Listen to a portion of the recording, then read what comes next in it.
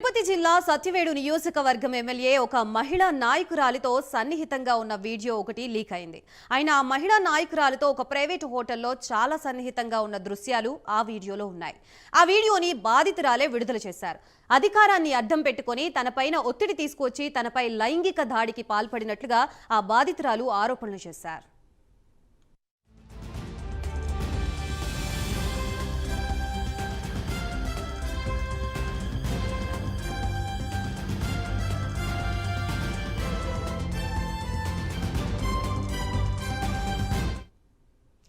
ఏపీలో ఈ video leak కలకలం సృష్టిస్తోంది. రాజకీయ నాయకుల బాగోతాలు ఒక్కొక్కటిగా వెలుగులోకి వస్తున్నాయి. టీడీపీ ఎమ్మెల్యే ఆదిమూలం సెక్స్ వీడియోలు బయటకు రావడంతో ప్రస్తుతం పొలిటికల్ సర్కిల్స్ లో ఈ అంశం చర్చనీయాంశంగా మారింది.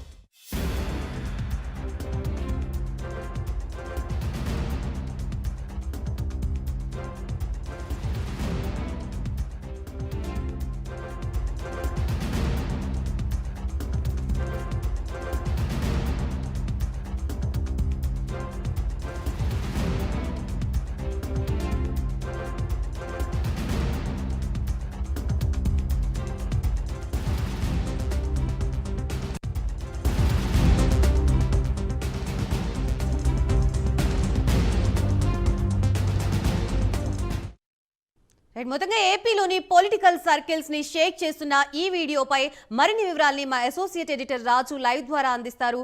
రాజు.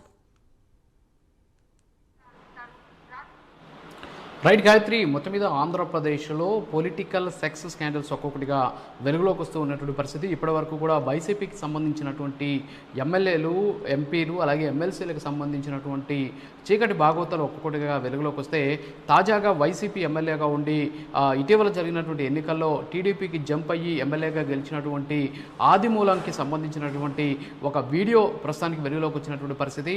సత్యవేడు నియోజకవర్గానికి సంబంధించి ఇటీవల వైఎస్ఆర్ కాంగ్రెస్ పార్టీ నుంచి తెలుగుదేశం పార్టీలోకి వచ్చాడు. ఆయన తెలుగుదేశం పార్టీలోకి వచ్చి తెలుగుదేశం పార్టీ ఎమ్మెల్యేగా ఇక్కడ గెలుపొందారు. సో గెలుపొందినటువంటి ఆయన అధికారాన్ని అడ్డం పెట్టుకొని అదే ఆ ప్రాంతానికి చెందినటువంటి ఒక మహిళా టీడీపీ నేతను బెదిరించి భయపెట్టి ఆమె తోటి తన కామ వాంఛ తీర్చాలి అని చెప్పేసి ఇబ్బందులు పెట్టడం, దీంతో ఆమె గతి లేని పరిస్థితుల్లో, విధి లేని పరిస్థితుల్లో ఆయన చెప్పినటువంటి హోటల్ రూమ్కి వెళ్ళి ఆయన కామ వాంఛ తీర్చాను అని చెప్పేసి ఆమె బహిరంగంగా చెప్పినటువంటి పరిస్థితి. దానికి సంబంధించినటువంటి వీడియోస్ను కూడా ఆ మహిళ రిలీజ్ చేసినటువంటి సిచ్యువేషన్ ఉంది. ఇప్పుడు ఆ వీడియోలన్నీ కూడా హల్చల్ చేస్తూ ఉన్నాయి సోషల్ మీడియాలో. మరోపక్క కోనేటి ఆదిమూలంకి సంబంధించినటువంటి వ్యవహారం బయటకు వచ్చినటువంటి నేపథ్యంలో అటు తెలుగుదేశం పార్టీ కూడా అప్రమత్తమైనటువంటి పరిస్థితి. వెంటనే ఆయన మీద క్రమశిక్షణా చర్యలు తీసుకునేందుకు అవసరమైనటువంటి చర్యలు కూడా తీసుకుంటూ ఉన్నటువంటి సిచ్యువేషన్ కనిపిస్తుంది. అయితే మనకున్నటువంటి సమాచారం మేరకు సత్యవేడికి చెందినటువంటి తెలుగుదేశం పార్టీ ఒక మహిళా నియోజకవర్గ స్థాయి ముఖ్య నేత ఆమె. సో ఆ మహిళని ఆమె చాలా సందర్భాల్లో అంటే వైసీపీలో ఆదిమూలం ఉన్నటువంటి సందర్భంలో, ఎమ్మెల్యేగా ఉన్నటువంటి సందర్భంలో ఆయనకు వ్యతిరేకంగా అనేక కార్యక్రమాలు కూడా తెలుగుదేశం పార్టీ తరఫున గతంలో చేశారు. అయితే తెలుగుదేశం పార్టీ అధిష్టానం వైసీపీ నుంచి వచ్చినటువంటి ఆదిమూలంకి మళ్ళీ టికెట్ ఇచ్చినటువంటి నేపథ్యంలో దీన్ని మనసులో పెట్టుకున్నటువంటి కోనేటి ఆదిమూలం తనను లైంగిక వాంఛ తీర్చాలి అని చెప్పేసి పదే పదే ఇబ్బందులు పెట్టాడు అని చెప్పేసి ఆమె కొన్ని వివరాలను కూడా బయటపెట్టినటువంటి పరిస్థితి. సో ఆమె ఇచ్చినటువంటి వివరాల మేరకు జూలై 6వ తేదీన ప్రతిరోజు కూడా వేధిస్తూ ఉన్నటువంటి కోనేటి ఆదిమూలం జూలై 6వ తేదీన తిరుపతిలో ఉన్నటువంటి ఒక ప్రైవేట్ హోటల్లో రూమ్ నెంబర్ 109కి రమ్మని చెప్తే అక్కడికి వెళ్తే అక్కడ తన మీద కామవాంఛ తీర్చుకున్నాడు, అంతేకాకుండా లైంగిక దాడి చేశాడని చెప్పేసి ఆమె చెప్పినటువంటి పరిస్థితి. అలాగే జూలై 17వ తేదీన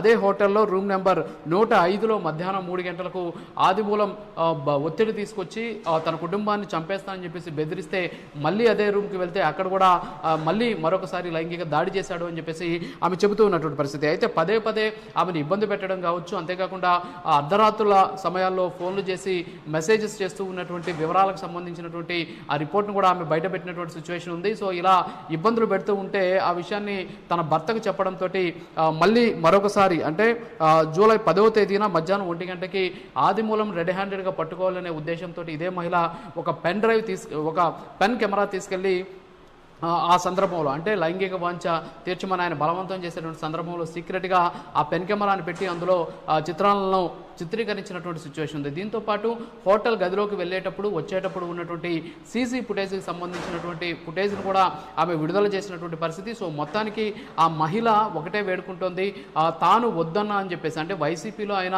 చేసినటువంటి అరాచకాలకు వ్యతిరేకంగా తెలుగుదేశం పార్టీ నాయకురాలుగా ఉన్నటువంటి నేపథ్యంలో తాను అనేక రకాలుగా పోరాటాలు చేశానని చెప్పేసి, అయితే దాన్ని మనసులో పెట్టుకొని కోనేటి ఆదిమూలం తనను ఇబ్బందులు పెట్టి చివరికి తన లైంగిక వాంఛ తెచ్చుకొని ఒక రాక్షసత్వాన్ని ప్రదర్శించాడు అని చెప్పేసి ఆమె చెప్పినటువంటి పరిస్థితి. ప్రైమ్ 9 న్యూస్ స్క్రీన్ మీద మనం చూడొచ్చు.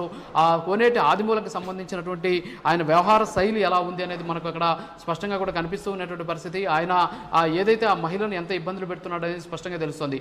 అయితే ఇప్పుడు ఆ మహిళ బయటకు వచ్చి తనకు జరిగినటువంటి అన్యాయం మీద చంద్రబాబు నాయుడు కూడా లేఖ రాశారు. ఎస్పెషల్లీ తెలుగుదేశం పార్టీ ఎమ్మెల్యేగా ఉన్నటువంటి కోనేటి ఆదిమూలం ఇలాంటి పనులకు పొడిగట్టడం వల్ల తాను చనిపోవాల్సిందే, తన ముందు ఉన్నటువంటి అది తాను చనిపోవడమే అని చెప్పేసి ఆమె చెప్పినటువంటి పరిస్థితి. సో దీని మీద కూడా ఇప్పటికే అప్రమత్తమైనటువంటి తెలుగుదేశం పార్టీ అధిష్టానం క్రమశిక్షణా చర్యలు తీసుకునేందుకు కూడా సమాయత్తమవుతూ ఉన్నటువంటి సిచ్యువేషన్. సో మొత్తానికి వైసీపీ వాసనలు పోనటువంటి ఈ ప్రస్తుత తెలుగుదేశం పార్టీ ఎమ్మెల్యే అయినటువంటి కోనేటి ఆదిమూలం ఆ వాసనలతోనే ఈ పనికి ఒడిగట్టి ఉండవచ్చు అని చెప్పేసి తెలుగుదేశం పార్టీకి సంబంధించి కొంతమంది శ్రేణులు కూడా చెబుతూ ఉన్నటువంటి పరిస్థితి కనిపిస్తుంది. గాయత్రి. రైట్, థ్యాంక్ యూ రాజు.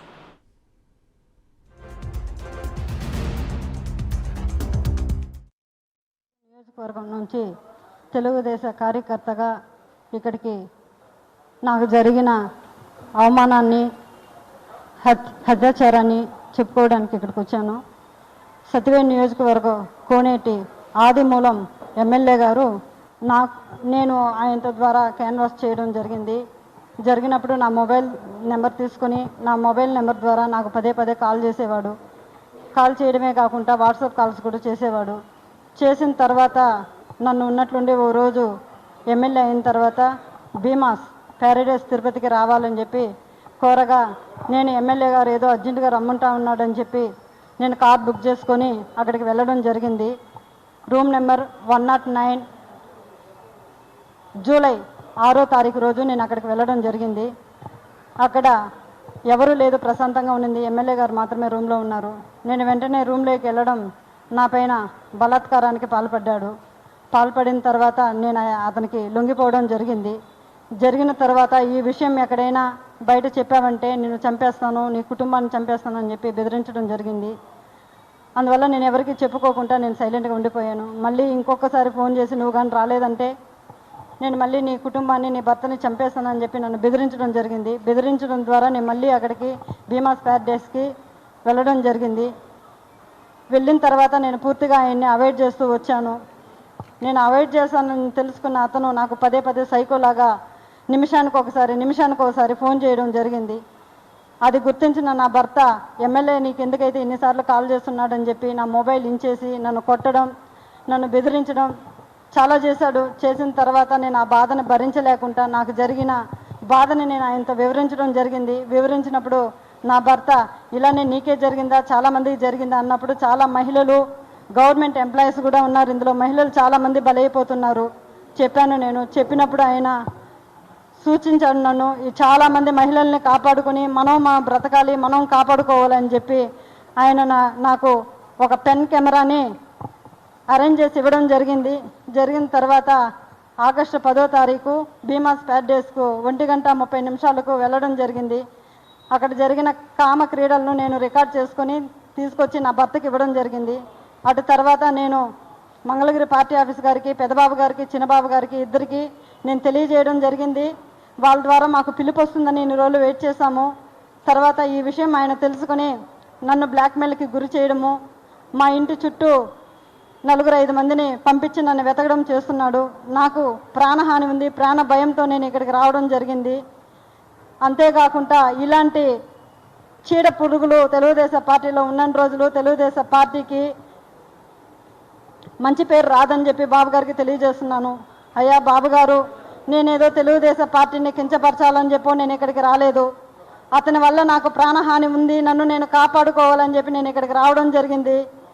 ఇతన్ని కానీ మీరు వెంటనే సస్పెండ్ కానీ చేయలేదంటే నాలాంటి అమ్మాయిలు చాలామంది మహిళలు శీలాన్ని కోల్పోయి బయట రాలేకుండా కుంగిపోతూ ఉన్నారు.